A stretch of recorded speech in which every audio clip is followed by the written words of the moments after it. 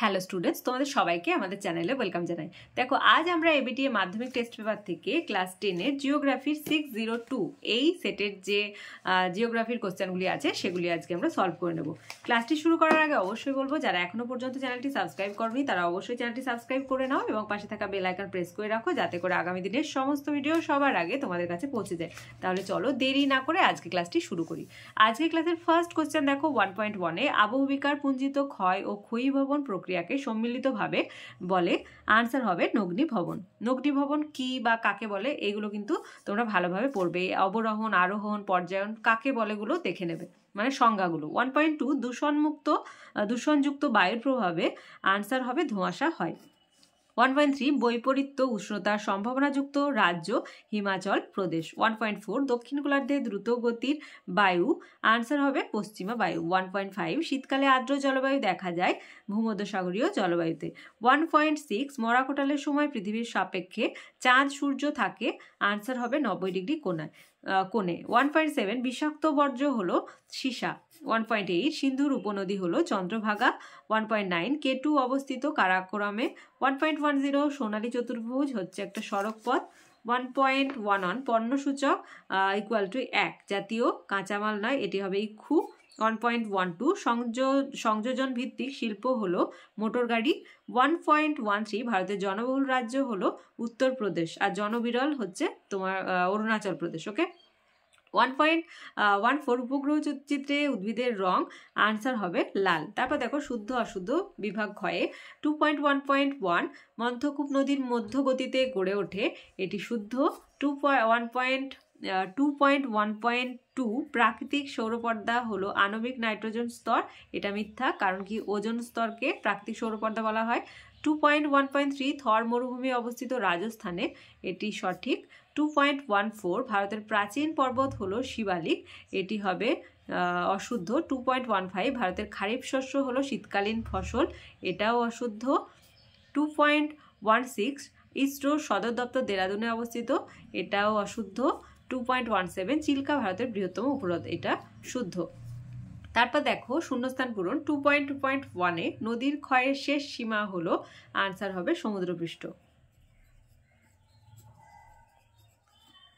তারপর 2.2.2 ড্যাশের মাধ্যমে দুর্গম অঞ্চলের তথ্য সহজেই সংগ্রহ করা যায়। আনসার হবে কৃত্রিম উপগ্রহ। নেক্সট ওয়ান 2.2.3 পৃথিবী ও চাঁদের মধ্যে সব থেকে কম দূরত্বকে ড্যাশ বলে, পেরিজি বলে। আর সবচেয়ে বেশিকে কি বলে ভালোভাবে দেখবে এটা। 2.2.4 ড্যাশ মাধ্যম দিয়ে খনিজ তেল পরিবহন সব থেকে লাভজনক। আনসার হবে পাইপ লাইন। 2.2.5 চা ও কফি চাষকে ড্যাশ কৃষি বলে, বাগিচা কৃষি। তোমাদের কোশ্চেন আসে যে বাগিচা ফসলের একটি উদাহরণ দাও। 2.2.6 ভারতের বৃহত্তম বিমানবন্দর হলো ইন্দিরা গান্ধী বিমানবন্দর, এখানে লিখে নাও ইন্দিরা গান্ধী বিমানবন্দর। 2.2.7 2011-এর সেন্সাস অনুযায়ী ভারতের মহানগরের সংখ্যা 53টি। এবার দেখো 2.3-তে একটি বা দুটি শব্দে উত্তর দাও। পৃথিবীর বৃহত্তম ম্যানগ্রোভ অরণ্যের নাম, এটা হবে সুন্দরবন। 2.3.2 ভারতের বৃহত্তম মহানগরের নাম, এটা হবে মুম্বাই।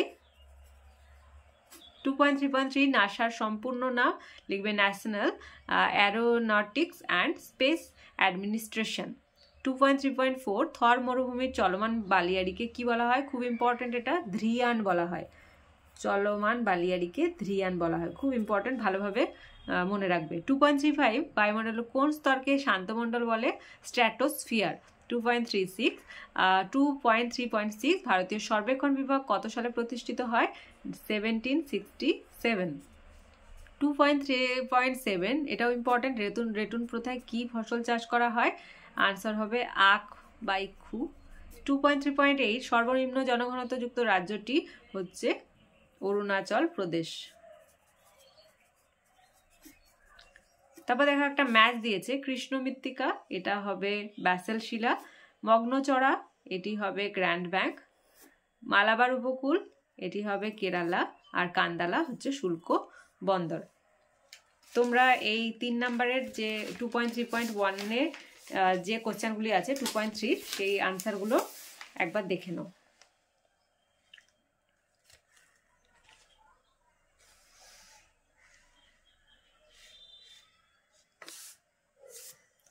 তাহলে আজকে দেখো 602 এই পেজের যে জিওগ্রাফি সেটটি ছিল সেই সেটের আজকে আমরা সমস্ত 1 মার্কসের কোশ্চেনগুলি সলভ করে নিলাম। আজকে ক্লাসটি যদি ভালো লেগে থাকে তাহলে অবশ্যই একটা লাইক দেবে। তোমরা খুব ভালোভাবেই জানো তোমাদের একটা লাইক দেখলে আমরা খুব খুব খুব খুশি হই, তাই লাইক না দিয়ে তোমরা কিন্তু কোথাও যাবে না। আর ভিডিওটি কি করবে, বন্ধুদের সঙ্গে অনেক অনেক অনেক বেশি করে শেয়ার করবে। তোমাদের প্রতিটি বিষয়ের ক্লাস শুরু হয়ে গেছে, তাই যারা এখনো পর্যন্ত ক্লাসগুলি দেখোনি তারা অবশ্যই প্লেলিস্টে গিয়ে ক্লাসগুলি দেখে নাও, অথবা এই ভিডিও ডেসক্রিপশন বক্সে লিঙ্ক দেওয়া থাকবে, সেখান থেকেও তোমরা ক্লাসগুলি দেখে নিতে পারবো। আর আজকে ক্লাস যারা প্রথমবার এসেছো তারা অবশ্যই চ্যানেলটি সাবস্ক্রাইব করে নাও এবং পাশে থাকা বেল আইকন প্রেস করে রাখো, যাতে করে আগামী দিনের সমস্ত ভিডিও সবার আগে তোমাদের কাছে পৌঁছে যায়।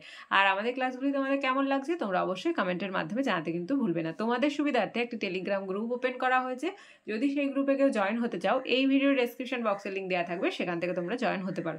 তাহলে আজ এই পর্যন্তই, তোমরা সবাই ভালো থেকো। Thank you.